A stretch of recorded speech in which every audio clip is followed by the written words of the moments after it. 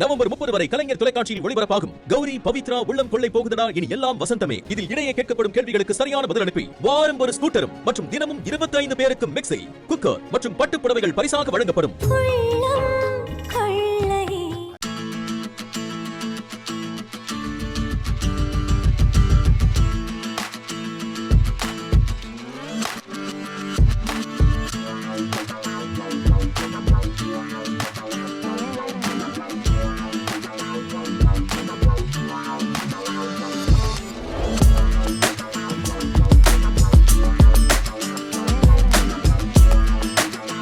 வணக்கம் நண்பர்களே, இன்னும் ஒரு இனிய காலை பொழுதில் தீதும் நன்றும் நிகழ்ச்சியில் உங்களை சந்திப்பதில் மிக்க மகிழ்ச்சி அடைகிறேன். சமீபத்தில் நடந்த ஒரு விஷயம், அதாவது மருத்துவர்களுக்கும் நோயாளிகளினுடைய அட்டெண்டர் என்று சொல்லக்கூடிய உடன் வருபவர்களுக்கும் இடையே நடக்கக்கூடிய பிரச்சனைகளை பற்றி ஒரு மிகப்பெரிய விவாதங்கள் ஊடகங்கள் உருவாகி இருக்கின்றன. சென்னையில் உள்ள அரசு மருத்துவமனையில் ஒரு நோயாளியுடன் வந்த ஒருவர், அவர் மருத்துவருடன் சென்று அந்த இருதய நோய் சிகிச்சை மருத்துவரிடம் சென்று வாக்குவாதத்தில் ஈடுபட்டு அவரை கத்தியால் குத்திய சம்பவம் பெரும் பரபரப்பை ஏற்படுத்தியது. தமிழ்நாடு அரசு அது தொடர்பான பல நடவடிக்கைகளை இப்பொழுது எடுத்து கொண்டிருக்கிறது. இதில் நான் முக்கியமாக கவனிக்க வேண்டிய விஷயம் என்னவென்று சொன்னால், மருத்துவர்கள் நோயாளிகளினுடைய உடன் வருபவர்கள் இவர்களுக்கிடையே நடக்கக்கூடிய சச்சரவுகள், முக்கியமாக மருத்துவர்கள் தாக்கப்படுவது என்பது இந்தியா முழுக்க ஆங்காங்கே தொடர்ந்து நடக்கக்கூடிய ஒரு சம்பவமாக இருக்கிறது. இன்னும் சொல்லப்போனால் சில புள்ளி விவரங்கள் கூறுகின்றன, உலகத்திலேயே அமெரிக்கா போன்ற மிகவும் வளர்ந்த நாடுகளிலும் கூட இந்த போக்கு இருக்கிறது என்று. அப்படி இருக்கிற போது இந்த பிரச்சனையை நாம் எப்படி அணுகுவது என்கிற ஒரு கேள்வி எழுகிறது. பொதுவாக மருத்துவம் என்பது சிகிச்சை பெறுபவர்களுக்கு மிகவும் உணர்வுபூர்வமான ஒரு விஷயம். அதோடு மட்டுமல்ல, பல்வேறு விதமான மருத்துவ முறைகள், மருத்துவர்களுக்கிடையே அபிப்பிராய வித்தியாசங்கள், இது எல்லாமே மருத்துவர்கள் தொடர்பான பல்வேறு விதமான குழப்பமான அல்லது பதட்டமான எண்ணங்களை நோயாளிகள் தரப்பில் ஏற்படுத்துகின்றன என்பதை நம்மால் பார்க்க முடிகிறது. மருத்துவம் என்பதே அடிப்படையில் ஒரு சிக்கலான ஒரு அறிவியல் என்பது நமக்கு தெரியும். ஒருவருக்கு ஒரு நோய்க்கு சிகிச்சை அளிக்கிற போது அந்த மருத்துவம் ஒருவருக்கு செயல்படுகிற மாதிரியே அப்படியே இன்னொருவருக்கும் செயல்படும் என்று நாம் சொல்ல முடியாது. ஒருவருக்கு ஏற்கனவே இருக்கக்கூடிய நோய்கள், வேறு சில பிரச்சனைகள் காரணமாக ஒரு சிகிச்சை எந்த அளவிற்கு பலனளிக்கிறது என்பது மருத்துவனுடைய சிகிச்சையினால் மட்டுமல்ல, அந்த நோயாளியினுடைய உடல் சம்பந்தமான பல விஷயங்களை பொறுத்தும் இருக்கிறது. சில இடங்களில் கிரிமினல் நெக்லிஜென்ஸ் என்று சொல்லக்கூடிய மருத்துவர்கள் செய்யக்கூடிய தவறுகள் இருக்கின்றன. அது வேறு, அது கண்டிக்கப்பட வேண்டும், தண்டிக்கப்பட வேண்டும் என்பதில் மாற்று கருத்து இருக்க முடியாது. ஆனால் ஒரு நோயாளி பாதிக்கப்பட்டாலே அது மருத்துவனுடைய தவறாகத்தான் இருக்கும் என்று சொல்வது என்பது ஆபத்தான ஒன்று. பொதுவாக பக்க விளைவுகள் அலோபதி மருத்துவத்தை பொறுத்த வரைக்கும் உயிரை காப்பாற்றுவதில் அலோபதி மருத்துவம் முனைப்பு காட்டுகிறது. ஆனால் எல்லா விதமான அலோபதி மருத்துவத்திற்குமே ஒரு பக்க விளைவு உண்டு. பக்க விளைவு இல்லாத மருந்துகளே இந்த உலகத்தில் கிடையாது என்கிறார்கள். அப்படி இருக்கிற போது ஒரு சிகிச்சையின் காரணமாக ஏற்படக்கூடிய பக்க விளைவுகளுக்கு மருத்துவரை தாக்குவது என்பது எந்த விதத்தில் நியாயமாக இருக்க முடியும்? இன்னொன்று, ஒரு மருத்துவருடைய சிகிச்சை முறையை இன்னொரு மருத்துவர் அப்படியே ஏற்றுக்கொள்வார் என்றும் சொல்ல முடியாது. அவருக்கு வேறு விதமான பார்வைகள் இருக்கலாம், அணுகுமுறைகள் இருக்கலாம். அப்போது அந்த மருத்துவர் கூறக்கூடிய ஒரு விஷயத்தை நாம் எடுத்துக்கொண்டு ஏற்கனவே சிகிச்சை அளித்த மருத்துவரிடம் நாம் போய் மோசமாக நடந்து கொள்வதும் ஒரு முறையற்ற செயலாகத்தான் இருக்க முடியும். அப்படி பார்க்கிற போது நம்முடைய அரசு மருத்துவமனைகள் என்பவை இன்றைக்கு உயிர்காக்கிற சேவையில் லட்சக்கணக்கான மக்கள் தினமும் சிகிச்சை பெறுகிறார்கள். பல்லாயிரக்கணக்கான மருத்துவர்கள் அவர்களுக்கு சிகிச்சை அளிக்கிறார்கள். எவ்வளவோ ஒரு விலை உயர்ந்த மருத்துவம் எல்லாம் இன்றைக்கு இலவசமாக கிடைக்கிறது. நீங்கள் வட இந்தியாவோடு ஒப்பிட்டு பாருங்கள். தமிழ்நாடு போல இன்றைக்கு ஒரு மருத்துவத்தில் சிறந்து வழங்கக்கூடிய, அதுவும் இலவச மருத்துவத்தில் சிறந்து விளங்கக்கூடிய ஒரு மாநிலம் எதுவுமே கிடையாது. அரசு மருத்துவமனைகள் எவ்வளவோ தரம் மேம்படுத்தப்பட்டிருக்கின்றன. பல மணி நேரங்கள் தொடர்ச்சியாக மருத்துவர்கள் பணியாற்றுகிறார்கள். யாராவது சிலர் தவறு செய்யக்கூடும். ஆனால் அவர்கள் அதற்காக நீங்கள் மருத்துவர்களை சந்தேகிப்பது, அவர்களை தாக்குவது என்பது ஒரு விதத்தில் நம் உயிர்காக்கும் சேவையில் இருப்பவர்களை தாக்குவது, நம்மை நாமே தாக்கிக் கொள்வது போன்றது. இது போன்ற செயல்கள் தொடர்ந்தால் மருத்துவர்கள் மருத்துவம் செய்ய அஞ்சுவார்கள். அவர்கள் நோயாளிகளை பற்றி அச்சம் ஏற்படும். நோயாளிகளை பற்றி அச்சம் ஏற்பட்டால் அது சிகிச்சை முறையையும் பாதிக்கும் என்பதை நாம் மறந்துவிடக்கூடாது. மருத்துவர்களை காப்போம், மருத்துவர்கள் மூலமாக நம்மை நாமே காப்போம். மீண்டும் இன்னும் ஒரு புதிய சிந்தனையோடு உங்களை சந்திக்கிறேன். நன்றி, வணக்கம்.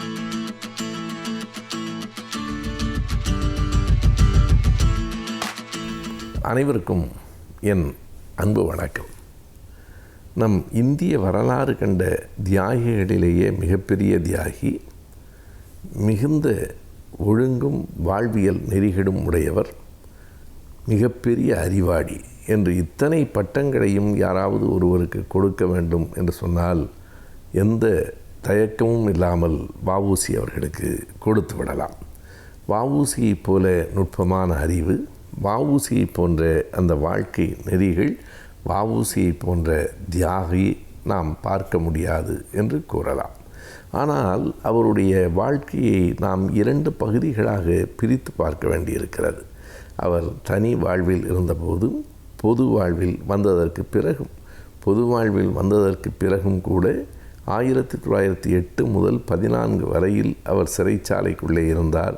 14க்கு பிறகு வெளியில் வந்த பிறகு அவர் வாழ்க்கை என்னவாக இருந்தது? அவ்வளவு தியாகங்களை இந்த நாட்டுக்காக செய்தவர், அவ்வளவு பெரிய ஆங்கிலேயர்களுக்கு எதிராக கப்பலை ஓட்டி காட்டியவர், இந்தியாவின் பெருமையை உலகுக்கே உயர்த்தியவர் என்று கூட சொல்லலாம்.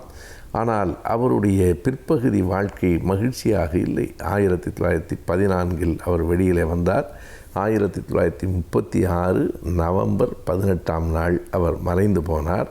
இந்த 14க்கும் 36க்கும் இடைப்பட்ட 22 ஆண்டுகளில் அவர் 4 ஊர்களில் வாழ்ந்தார். 14லிருந்து 20 வரைக்கும் சென்னையில் இருந்தார். ஒரு மிகப்பெரிய செல்வந்தராக இருந்த வ.உ.சி. அவர்களை வறுமை சூழ்ந்தது. சென்னையில் பெரம்பூரில் ஒரு மண்ணெண்ணெய் கடை வைத்து நடத்தினார். அதிலே அவருக்கு உரிய ஒரு வருமானம் கூட வந்து சேரவில்லை. பிறகு அங்கே இருந்து புறப்பட்டு இன்னொரு ஊருக்கு போனார். அவருடைய வாழ்க்கை தொடர்ந்து சென்னை, பிறகு சேலம், அதற்கு பிறகு தூத்துக்குடி, இறுதியாக சேலத்தில் இருந்து கோவில்பட்டி அவருடைய சொந்த ஊர். இறுதி 4 ஆண்டுகள் கோவில்பட்டி என்று பல்வேறு ஊர்களிலே அவர் வாழ்ந்தார். அவருடைய பிற்காலம் என்னவாக இருந்தது? மிகப்பெரிய அரசியலின் ஈடுபாடுகள் என்பது கூட குறைந்து அவர் தமிழ் அறிஞராக இருந்தார். பல தமிழ் நூல்களுக்கு உரைகளை எழுதினார். சுயமரியாதை இயக்கத்தை பாராட்டி 1928 சேலத்தில் நடைபெற்ற மாநாட்டில் பேசினார். மீண்டும் வழக்கறிஞரானார். அவர் சிறைக்கு போனவுடன் அவர் வழக்கறிஞராக பணியாற்றுவதற்கான உரிமம் அது ரத்து செய்யப்பட்டது. சிறையிலிருந்து வந்த பின்னால் மீண்டும் நான் வழக்கறிஞராக பணியாற்றுவதற்கு அனுமதி வேண்டும் என்று விண்ணப்பம் செய்தார். அப்போது 1908 அவர் சிறை செல்வதற்கு முன்னால் நீதிபதியாக இருந்த வாலேஸ் வ.உ.சி. அவர்களினுடைய உண்மையான வாழ்க்கை ஒழுங்கையும் அவர் அறிவுத்திறனையும் அறிந்தவர் என்பதால் ஆங்கிலேய நீதிபதி வாலேஸ் தான் மறுபடியும் வ.உ.சி. அவர்கள் நீதிமன்றத்தில் வழக்கறிஞராக வாதிட அனுமதி கொடுத்தார். எனவே வ.உ.சி. அவர்கள் தன்னுடைய கடைசி பிள்ளைக்கு வாலேஸ்வரன் என்றே பெயர் வைத்திருக்கிறார். பொதுவாக பார்த்தால் வாலேஸ்வரன் என்பது ஏதோ ஒரு குலசாமியின் பெயர் என்று கருத தோன்றும். ஆனால் வாலேஸ் என்கிற ஆங்கிலேய நீதிபதியின் பெயரைத்தான் தன் பிள்ளைக்கும் வைத்தார். எனவே அப்படி கொஞ்ச நாள்கள் அவர் நீதிமன்றத்தில் வழக்கறிஞராகவும் பணியாற்றினார். இறுதி நாள்களில் முழுக்க தமிழ் இலக்கியத்திலே தான் அவர் கவனம் செலுத்தினார். தமிழ் இலக்கியங்களுக்கு அவர் உரை எழுதினார். தன் வாழ்க்கை என்பது திசை மாறி இருக்கிறது. இந்த நாடு உண்மையாக தன் தியாகத்தை புரிந்து கொள்ளவில்லை என்கிற கவலையும் கூட வ.உ.சி. அவர்களுக்கு இறுதியாக இருந்திருக்கிறது என்பதையும் நம்மால் அறிந்து கொள்ள முடிகிறது.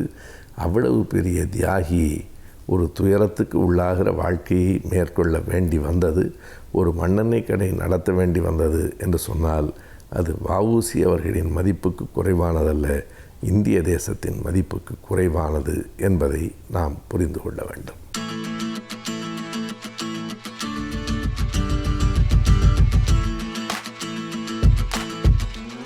கலைஞர் டிவி நேயர்களுக்கு வணக்கம். இன்றைக்கி நம்ம முதியோர்களுக்கான தடுப்பூசியை பற்றி ஒரு சில நிமிஷம் பேசணும். இப்போது தடுப்பூசினாலே நம்ம எல்லாரும் என்ன நினைக்கிறோம்? குழந்தைகளை பற்றி தான் நினைக்கிறோம். அப்படி நினைக்கிறது ரொம்ப தப்பு. தடுப்பூசிங்கிறது எதுக்கு போடுறது? பாதுகாப்புக்காக, அதாவது ஒரு வியாதி வராமல் இருக்கிறதுக்காக. குழந்தைகள் ரொம்ப முக்கியமான ஒரு விஷயம், எல்லோரும் ஒத்துக்க வேண்டிய விஷயம். அவங்களோட எதிர்ப்பு சக்தி ரொம்ப கம்மி, அதனால தான் தடுப்பூசி போடுறோம். நல்ல விஷயம், வரவேற்க வேண்டிய விஷயம். ஆனால் மக்கள் யோசிக்கணும், ஏன் குழந்தைகளுக்கு மாத்திரம்தான் எதிர்ப்பு சக்தி கம்மியா? ஒரு உதாரணம் சொல்கிறேன். இப்போது கர்ப்பிணிகளுக்கு வந்து டெட்னஸ் டாக்சைடு டிடி செப்டிக் ஊசி போடுறோம். அது எல்லாருமே போடுவாங்க. எந்த கர்ப்பிணியும் வந்து வேண்டாம்னு சொல்ல மாட்டாங்க.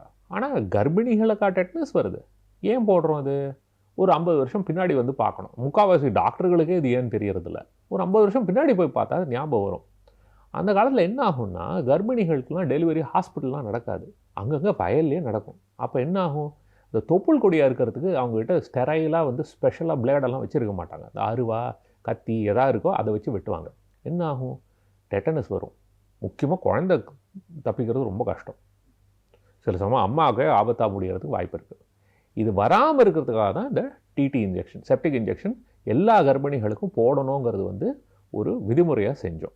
அது போட்டதுலேருந்து பாருங்கள், குழந்தைகளுக்கும் இல்லை அம்மாவுக்கும் இல்லை, இன்ஃபேக்ட் அது எதுக்கு போடுறோங்கிறதே யாருக்கும் தெரியறதில்ல. அந்த அளவு வேலை செய்கிறது. ஆனால் இது எதுக்காக செய்கிறது, வராமல் இருக்கிறதுக்கு.